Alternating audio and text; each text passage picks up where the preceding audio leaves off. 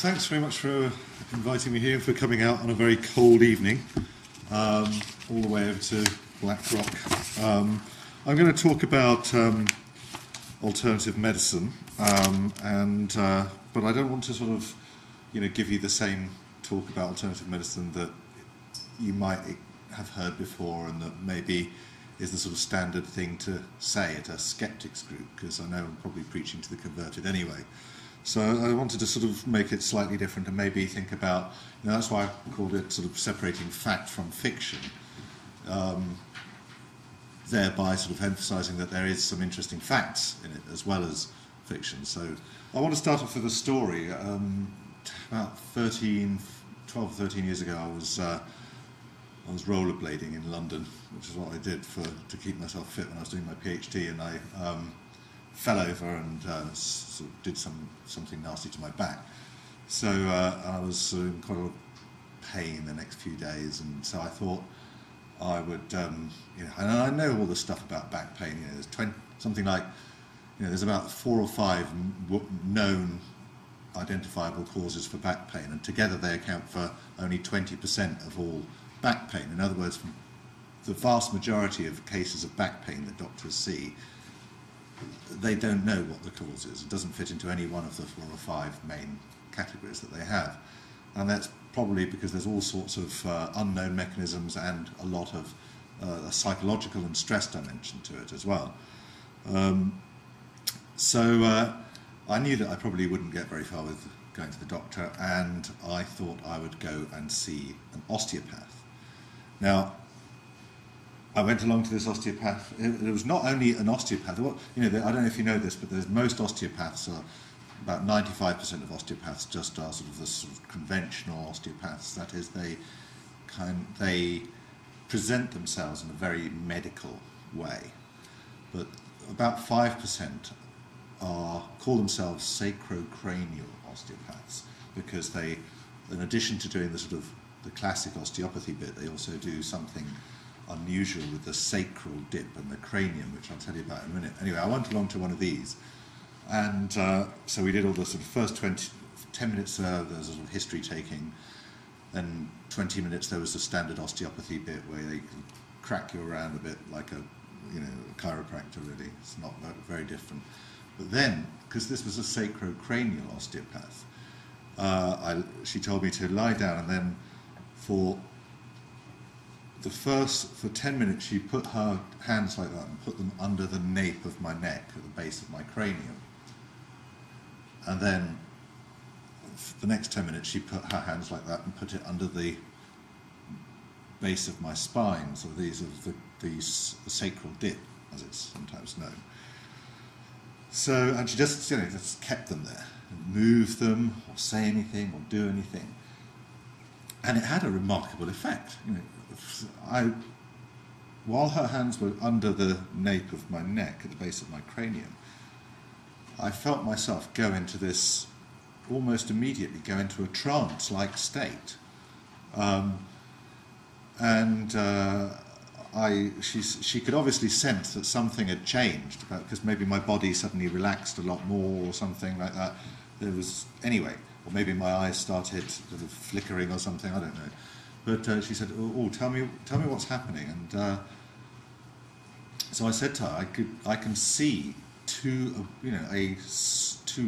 bright beams of light, a bright beam of white light, thick beam, and then a thin beam underneath. It probably was my eyelids were slightly open or something, but it didn't seem like that at the time. It just felt like this was an amazing thing. And she said, you've obviously worked a lot with your mind before. And so I said, well, yes, and I thought I didn't. Maybe it's also because I've taken a few drugs in my time, but who knows, maybe it's just the power of suggestion, but it doesn't really matter. I'm enjoying it. And then she put her hands under the base of my, small of my back, and kept them there for a while. And she said, tell me what you feel, and if it gets too painful, I'll stop. And sure enough, gradually it began to get really, really painful, and I felt as if she was gathering together all of the pain in my body and drawing it out from all the limbs and the extremities of my body, and it was sort of collecting in this sort of pool of pain at the base of my back, and she was sort of drawing it out into her hands, and it got really, really painful to the point where I couldn't really stand it anymore. I said, okay, that's enough. And she said, oh, and she said, at that point she said to me, yes, I can tell that I won't go any further today, she said, because, you know, it's the first time you've been, but I can tell that, you know, you've got a lot of aptitude for this kind of therapy, and it makes, the fact that you've got such an aptitude, it makes me want to do all sorts of things with you. And at that point, she suddenly realised that it sounded rather ambiguous, her statement. So she started suddenly whittering on about boundaries. At which point I said, well, don't worry, I've worked as a psychotherapist, I know about boundaries, I'm not going to sort of misconstrue you or anything, and that kind of. So it ended up with me kind of really comforting her and reassuring her that this was fine. But anyway, I went home and I lay down. This was about 5 o'clock in the afternoon. I lay down on my bed and I fell asleep. And I woke up after an hour and a half or so of the most refreshing sleep I think I'd ever had. It was brilliant. Anyway, the point is, you know, why would I go to an osteopath? You know, I'm a skeptic, and I don't believe in any kind of soul or spirit or anything like that. I'm a confirmed materialist, but the simple answer is, you know, I like it. It's nice and it's pleasurable, and but I'm not under any illusions about what it's doing.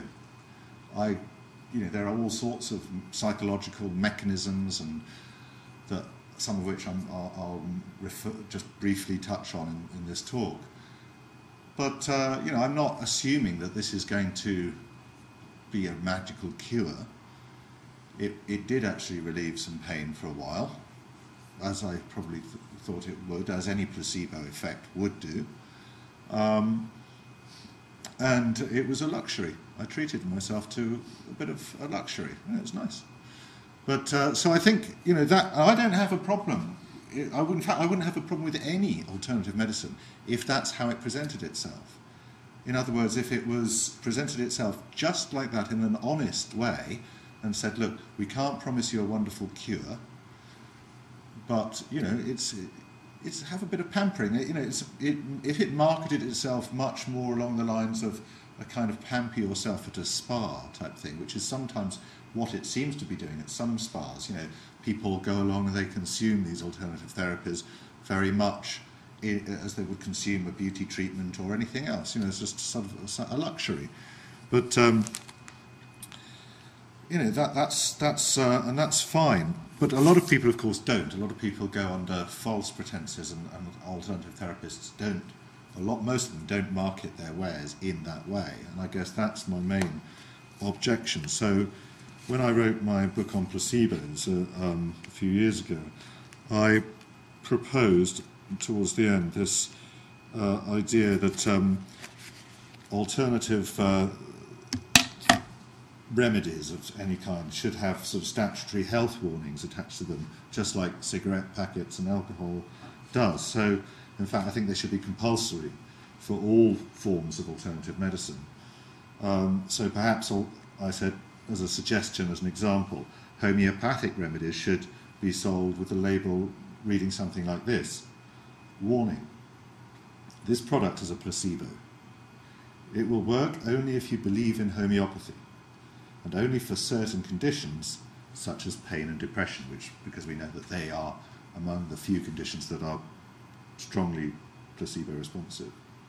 Even then, it is not likely to be as powerful as orthodox drugs. You may get fewer side effects from this treatment than from a drug, but you will probably also get less benefit. So, again, I think that I wouldn't have any problem if that would be a fair description, then people as consumers, rational or otherwise, could decide on the basis of a fair, accurate description whether they wanted to buy that or not. I don't think we should ban these things, because as long as they're described, and you know, people can make their own informed judgment. But if we don't have that kind of information attached to them, then actually what we're not asking for their informed consent. So now a lot of alternative practitioners will probably balk at that suggestion, but I was very happy to see that you mentioned on your handout here this book by Simon Singh and Edzard Ernst in your recommended reading, the second book there, Trick or Treatment, which is a great overview of this whole area of alternative medicine. And I was very flattered because they actually refer to this suggestion of mine at one point in their book, and they even go so far as to refer to these warning labels as Evans-style warnings. So I was very flattered by that. But and they kind of suggest a few more of their own along the same lines.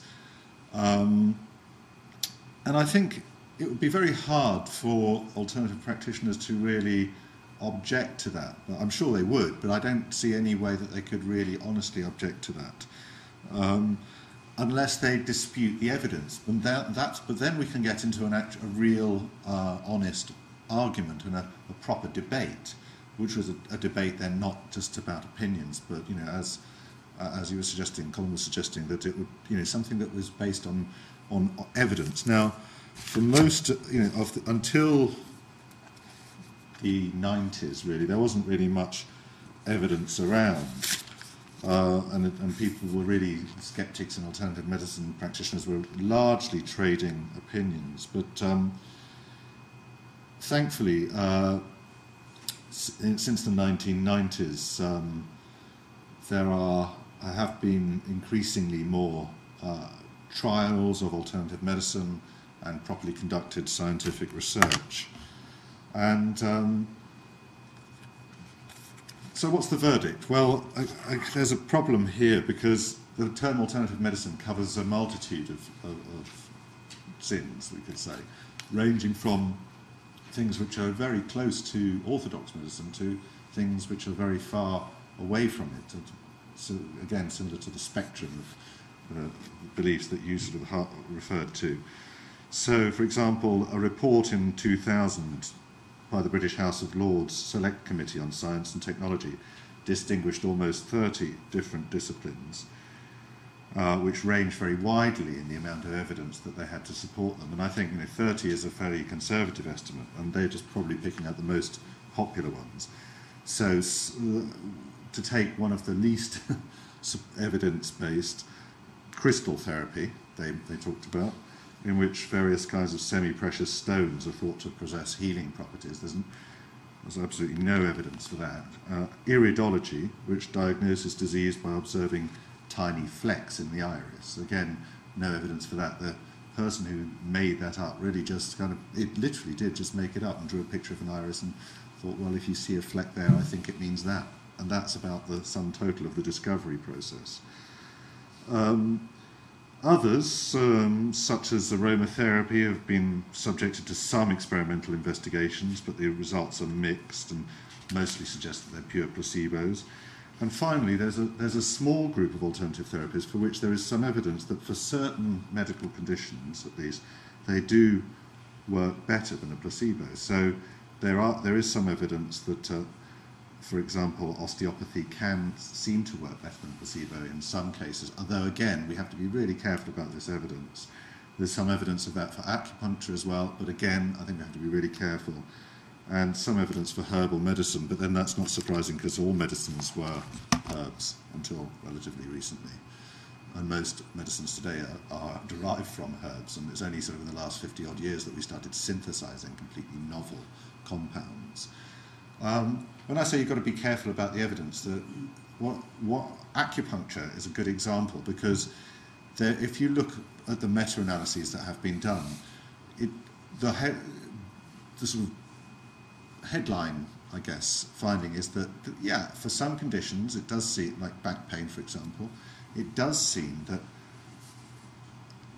there is a small but significant advantage over placebo in giving acupuncture.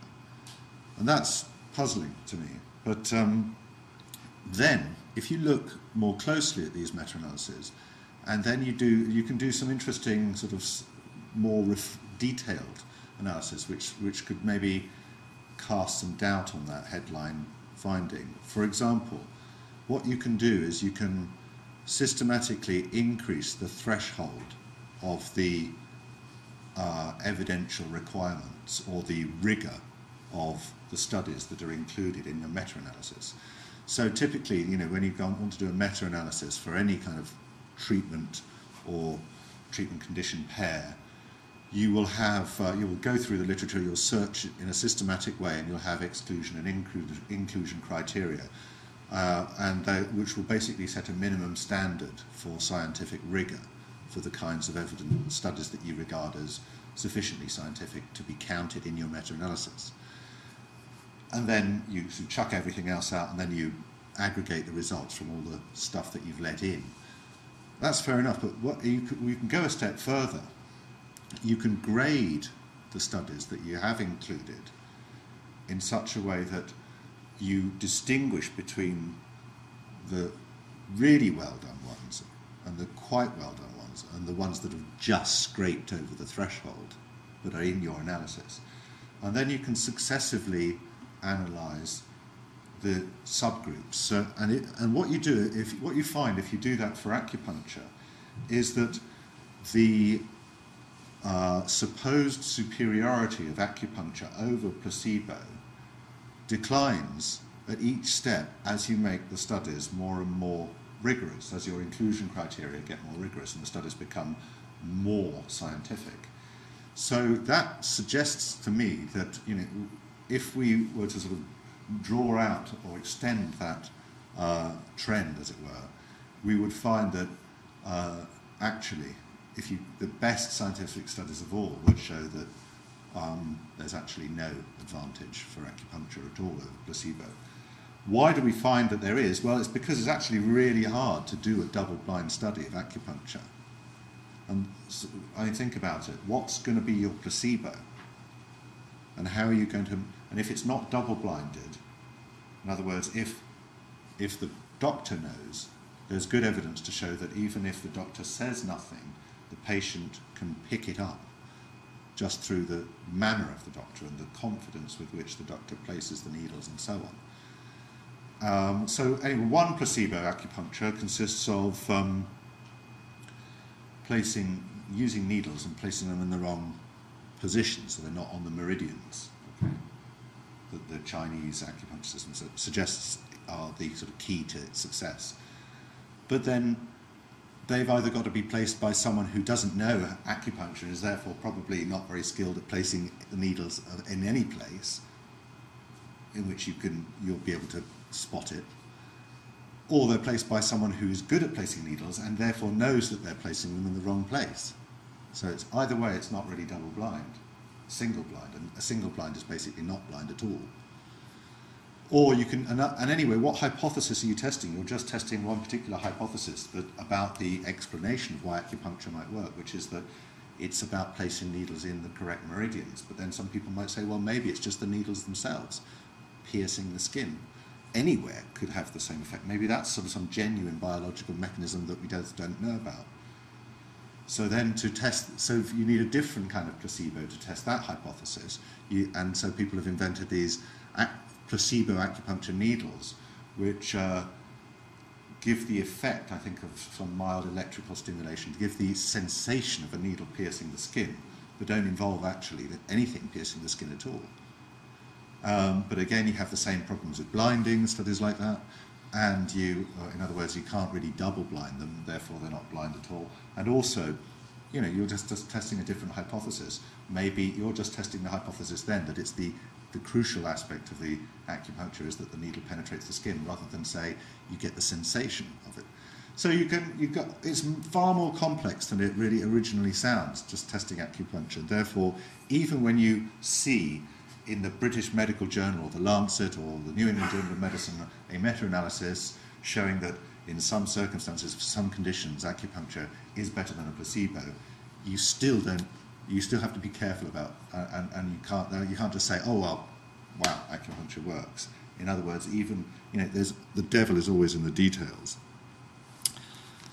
So, what elements anyway of alternative medicine I think if there is, perhaps we can learn something though from alternative medicine. If alternative medicine is almost all about the placebo effect, and I won't go into the theories about how the placebo effect works now, just there isn't time. But if it is largely about the placebo effect, then then maybe we can still learn something from alternative medicine, in the sense of, maybe these people are experts in how to leverage the placebo effect to its maximum effectiveness.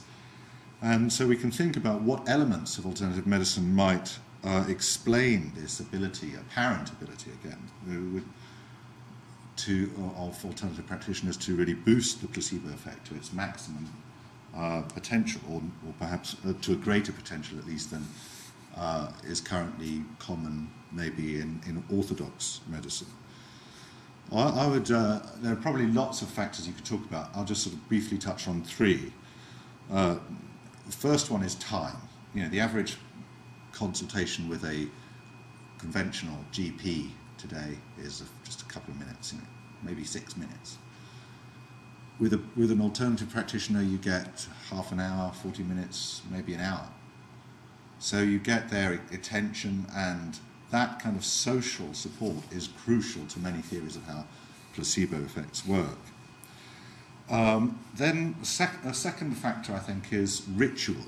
So, and I think there's a lot that we could talk about here, but I'd like to know more about this. I guess an anthropologist would be a good person to invite along sometime to one of these, because human beings have this, or many people, not all maybe, but many people, certainly all societies seem to have a need for ritual of some kind.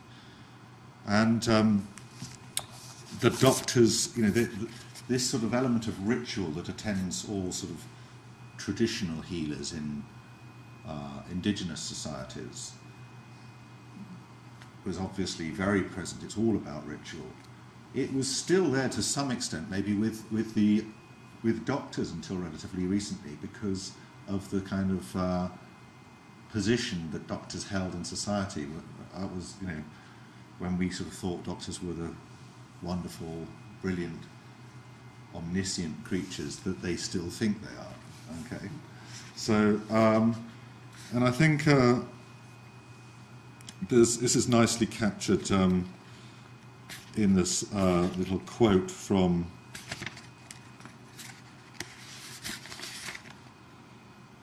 a Canadian novelist called Robertson Davies. And he describes the sort of increasingly technical approach to administering drugs in the following way. When I was a boy, the doctor examined me gravely, asked questions that were searching, and retired.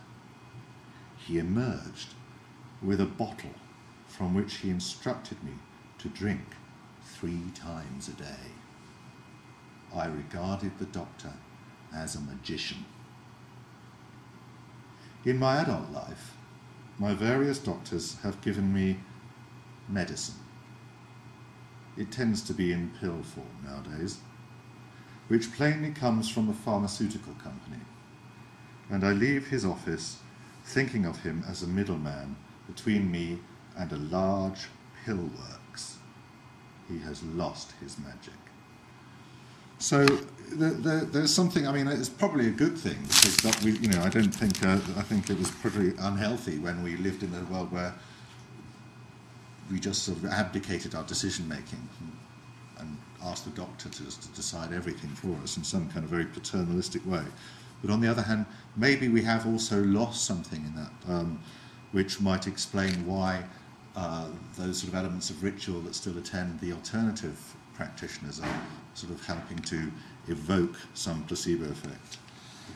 Finally, I think it's very interesting, again, another sort of theme or trend in the development of modern medicine in particular has been increasing distance between, physical distance, between the doctor and the patient, in the sense that there is literally less touching that happens now.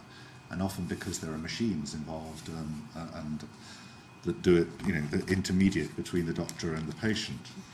But you know, touch is a very interesting and powerful thing. I mean, we are primates, and if you think about chimpanzees, you know, our closest living relatives, they spend hours each day grooming each other, picking ticks off each other's backs, and it's far more than a hygienic measure. I mean, it is a hygienic measure, but it's far more. It's also a very important signal of social support.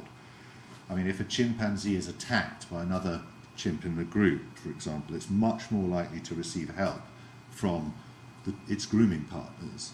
And the fact that you can only groom physically one chimp at a time, and therefore that the amount of chimps you can groom is in a day is limited, you have to choose. You can't groom everyone. You have to choose who you groom, and that sort of is a big social signal.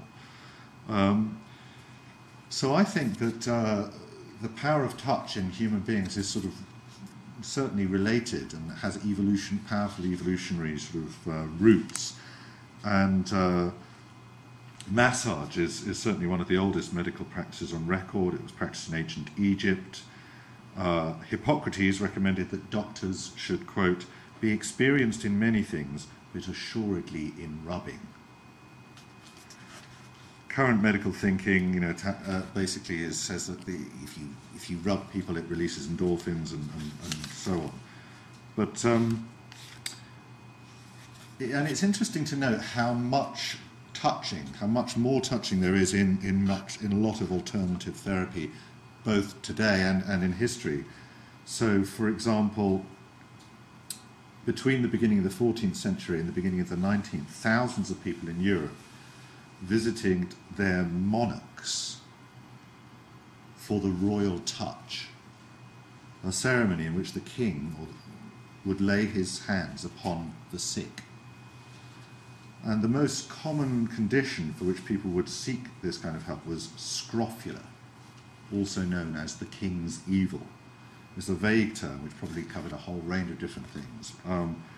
The main symptoms were swelling and ulcers around the face and neck, and it's been attributed by modern medical authorities to tuberculosis of the lymph nodes. But in many cases, it might have been due to other things like chafing or repetitive strain and so on. Now, we don't know history doesn't record the precise success rate of the royal therapy in healing these various scrofulous subjects, and it might have had no effect at all, but it's notable that the laying on of hands is a common trick that's been used by many quacks and frauds as well, from the notorious Valentine Greytrax, I think is a brilliant name, who was known as the Stroker, who conned money out of gullible sick people in 17th century England, to the equally fraudulent Christian healers who con money out of people in the United States today. So I think those three elements, anyway, are interesting to think about as perhaps elements that can help explain why alternative therapists might be able to boost placebo effects more than conventional therapists. The greater time, the emphasis on ritual, and this use of touch. So finally, though, I want to sort of wrap up with just a remark go to where I began, really, which is about the ethics of alternative medicine. And about the importance of being honest. And I think we have to, it's a difficult thing, because some alternative medicine practitioners might be completely sincere in the sense that they believe that they are doing something that works. But I don't think we should always, and in that case, you know, we say, well, we have to, that doesn't mean that we can't hold them to account, because just ignorance of the science is is something that they have to be held responsible for if they're practicing some kind of medicine. I mean, we can't just, if an orthodox doctor said, oh, I prescribed this drug because I thought it worked for that condition and it didn't, they would be held negligent. And I think we should hold alternative practitioners equally negligent if they just are sort of sincerely deluded, as it were. But I think, you know, we sometimes underestimate the extent to which alternative medicine practitioners are guilty of something worse, which is a sort of either a fully deliberate deception or a half-deliberate deception. And what I mean by the latter is, I think, well illustrated by a story which I want to end with, which is, I think, also helps to sort of undermine the sort of romantic ideas that many believers in alternative medicine have about shamans in indigenous groups, who are sort of often sort of, oh, aren't they wonderful and sincere and everything? Because often they're not. And I think this is a fantastic story that stuck in my mind ever since I read it. It's recorded by the French anthropologist Claude Lévi-Strauss, who did a lot of work in the Vancouver region in Canada, among the Kwakiutl Indians, among other groups that he studied. And while he was there, he met this shaman called Queselid, who was an old man by then. But Lévi-Strauss won his trust, and I think quite amazingly, because he was quite a suspicious old man and reluctant to speak. But after a time, he did open up, confide in Lévi-Strauss, and he finally told his life story to Lévi-Strauss, and it was quite revealing, because as a young man, Queselid had been apprenticed to a shaman, and he had learned the sort of tricks, as it were, of the shaman's trade in the traditional way. And these included, for example, a sucking technique by which you would basically get a tuft of down or from a young chick, hide it in your mouth, put it in your cheek, and then bite your cheek so that it will bleed on this tuft. And then you go over to the sick person and you put your mouth onto the sick person's body where the pain is, and you suck it, and then you take your mouth away and you draw out of your mouth this bloody worm, which you've sort of miraculously extracted from this person's body without even breaking the skin. So he learned these sort of tricks and a range of other conjuring tricks and fakery, which is sort of really interesting to learn about, because they're similar to they're really no different from the very same tricks that James Randi, for example, describes in his book The Faith Healers, which he talks about the American evangelical movement. So, for example, they, just like the American evangelists, the shamans in Canada use what they call dreamers, that is spies, who listen to private conversations and pass on to the shaman bits of information about the patient, which then the shaman then recounts as if he had acquired them by means of some form of extrasensory perception. Anyway, when Queselid was learning this and growing up, he was challenged by the shaman of a neighbouring clan to compete with him in attempting to cure several patients. So Queselid goes along and to cut a long story short, he does his tricks, which are different to the tricks of the other shaman, and this patient responds to Queselid's tricks where she hadn't responded to the tricks of the other shaman. And so the other shaman, now discredited in the eyes of his fellow clansmen, approaches Queselid in the evening when everyone's sort of gone back to their shacks, and says, begs for an explanation. He has been fooled, like the others, by the secret of the sucking trick, okay, because he uses a different technique in which he simply tells his patient that the illness will pass from their body into his bird-shaped ritual rattle. And that's a less powerful placebo, because it lacks this sort of element of visibility that makes Queselid's bloody worm so striking. So the shaman comes, it's a rather pathetic and sad scene, because he comes to beg Queselid to tell him if this bloody worm too is just a trick. And Lévi-Strauss says that he says that this shaman told Queselid, "I pray you to have mercy and tell me what stuck on the palm of your hand last night. Was it the true sickness, or was it only made up? For I beg you, have mercy and tell me about the way you did it, so that I can imitate you. And then the other shaman goes on to admit to Questley that, yeah, he readily admits he does nothing but lie and fake, pretending to practice real magic for the sake of earning a living. And he states candidly, because, quote, I am covetous for the property of sick men. Now, Questley knows that he, too, is a trickster, but he doesn't let on.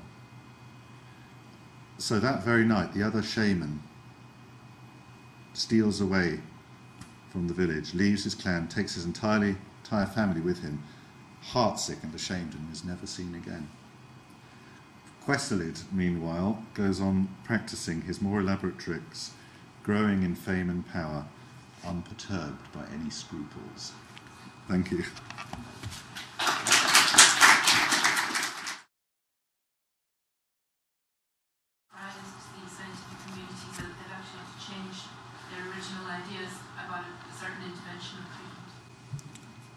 It's a good question. Well, I think the acupuncture ones were probably come closest to that, in the sense that they have, because they apparently meet the basic requirements that people have demanded of conventional medicine, or at least they appear to do so on the surface. They have won funding, and they are funded by some health services in the UK and other countries. But I don't think there's been any really radical changes. The closest, perhaps, that came to a radical one was the case of this chemist called Ben Venice. Do you know about that one? He, for those who don't, he claimed that he had actually shown finally a mechanism by which homeopathy could work, because he claimed he had proven that water had a memory, so to speak. It could retain some trace of elements, even though they'd been dissolved at such ridiculously microscopic quantities that the chances of there being any actual atom of the original substance left in an average dose is minuscule. But nevertheless, they had some kind of different properties. They had a memory, he posed. And that paper got accepted and published in Nature. But the editor of Nature at the time, he's died now, but John Maddox was, he was a bit of a maverick, and he loved upsetting people. And I think he published that paper even though he knew it was wrong, just because it got past a few referees, and he thought, right, let's see what people make of this one. And of course, it predictably caused a complete outcry. And interestingly, James Randi, they then Nature, I think, in order to quell its all the criticism, said, okay, we're going to send a team of 3 people over to monitor this lab in Paris while it replicates these experiments. And among the team of 3 was James Randi, because as you correctly pointed out, there's no one better than a magician to spot even sort of self-deception as much as anything else. And they found out that the blinding measures that had been taken were not complete, and there were subtle ways in which people were, the blind was being broken, and they were therefore, even though they were trying to count the number of molecules or blood cells that were affected or something, they were doing it by eye, and there may be sometimes when you're not sure whether it is the right kind of cell or not, and then you will, if you're unconsciously believing in this hypothesis and wanting it to be true, you'll do this confirmation bias, and you'll tend to count the blood cell one way if you know that this is being the homeopathy water, and you'll count it another way if you don't. So that was what was basically leading to the result when they insisted on blinding it in the more rigorous ways that Randi insisted on. The effect disappeared. But it was I like the fact that Maddox decided to publish that, because some people criticised him for giving sort of oxygen of publicity to these mad ideas, but the subsequent investigation basically ended Ben Venice's career. and he's still practicing his stuff, and you can, though on the internet, you can still buy products from him, including some kind of new software that you can download to your computer, which has this amazing effect of that you can actually now transfer the homeopathic properties over the internet. So you can get your water, you place it by your computer, download the software, Ben Venice places some water next to his computer, and then it transfers this memory of the water from Ben Venice water to yours. So it's incredible what the internet can do these days. Would you classify as alternative medicine practitioners as anybody who's not basically a medicine doctor? That's a good question. I mean, there are many medical doctors, unfortunately, who practice alternative medicine. So what I mean by that is some medicine that wouldn't be generally taught. I mean, as a rule of thumb, let's say, I mean, there's no strict, hard and fast way of deciding it. But generally, I'd say medicine that's not taught at a medical school is probably alternative medicine. Those are the people who basically I'd like to be able to say that the distinction is between medicine that has rigorous evidence in support of it and medicine that doesn't. But unfortunately, there's a lot of orthodox medicine taught in medical schools which has a less than adequate evidence base. So it's not as simple as that. What we can say is that everything outside the medical school has a pretty low evidence base. It's not the case that everything inside the medical school has a high evidence base. Does that answer your question? But I mean, the typical things I'm thinking of are homeopathy, acupuncture, osteopathy, chiropractics, Bach flower remedies, aromatherapy, crystal healing. There's Reiki, those sorts of things. How did you finish up with your back problem with the... Well, it sort of... Did you have to go to a conventional doctor? No, I just, if it comes back, it comes back now and again. It's usually when I'm stressed, then I'll just go and see an osteopath again, and if I can afford it, and enjoy it. And then the pain goes away again sometimes, but then, you know, I'm not going to keep going back to the osteopath too regularly. I'll just treat myself maybe once or twice a year in the same way. You know, if it doesn't work, at least I get a nice massage. That's the way I look at it. So it's a feel-good factor. Yeah, absolutely. I read an article a couple of weeks ago about Reiki, and you know, so I read more and more articles about it. So I'd like to know your opinion about it, and because I was a bit skeptic about it as well. Yeah, I mean, my mum's a master Reiki practitioner, and you know,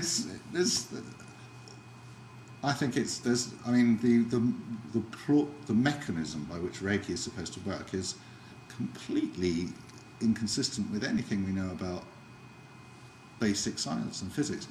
But look, if people are not doing it to the exclusion of other medical therapies, then I can't see any harm in it if there's a bit of fun. But I think the problem with most alternative medicine is well, there are many problems, but one of the problems is that alongside these actual therapies themselves, these practices, go the most bonkers theories. So even if there may be something sometimes to be learned from the actual practice, it's got nothing whatsoever to do with the theories that go along with these practices. And Reiki is sort of, again, they often involve these notions of energies. Energy is such a vague term, you know, for, you know, I ask, what do you mean? I think the best question to ask an alternative medical practitioner, which energy are you talking about? Electromagnetism? The weak nuclear force? Are you talking about kinetic energy? Are you talking about potential energy? You know, which kind of energy are you talking about? And they'll say, well, it's none of those. And so, well, you know, which kind of energy are you? You know, just define it a bit more for me. So I think, you know, that's a good one to press them on. But yeah, I mean, I'm sure if you believe in Reiki, it can probably make you feel quite good. How do you explain to someone who is sort of sitting on the fence about alternative medicine that placebo doesn't actually mean it works? Placebo effect. I find it quite difficult. Well, maybe you see, the placebo can mean it works. I think, you know, if a placebo effect works, it works. You know, it's what's going on in a placebo effect is, at least some of the time, probably most of the time, is that there are expectations that are created in the brain that involve the activation of the reward mechanism, dopamine and so on, and there's a cascade of chemical messages that eventually translate these neural activations into phenomena in the periphery, like the release of endorphins, which are the body's natural painkillers. So there's a biological mechanism to that. It's just it's not any more mysterious than anything else, really. And if that's what is, I mean, and placebo effects are often triggered in any kind of medical therapy, conventional or alternative, to varying degrees. But so the question is whether there's anything else to. I'll just say, well, look, you get a placebo effect from it. You get some generalized sort of non-specific pain relief type stuff going on from the body's natural painkillers, but maybe there's nothing else to it than that. I mean, does that answer your question? Or, I mean, I don't know how you would say that. I guess you would say, well, what would it take to ask them how they think they would distinguish between therapies that work and therapies that don't. I mean, it's, you know, and talk about you know, placebo-controlled double-blind trials and those kinds of things, I guess, because, you know, you can easily, you know, use confirmation bias to kind of cobble together a proof that any kind of therapy works. If you say, right, well, take this and come back to me in a week if you don't get better. And then if the person gets better, you say, well, yeah, you go, it worked. And if they don't get better, you say, well, I didn't give you enough dosage, and you keep on doing that until they either get better or they die. And if they die, you just say, well, the disease was too strong. So, you know, you can use that, but if you say to them, well, you could prove that anything works that way, then they say, okay, well, that's obviously not a good way to distinguish medicines that work from those that don't. So then you can say, well, what methods could help us distinguish that? And you could help them to, you know, get into this idea of control groups and stuff like that, maybe. Okay, time for the pub.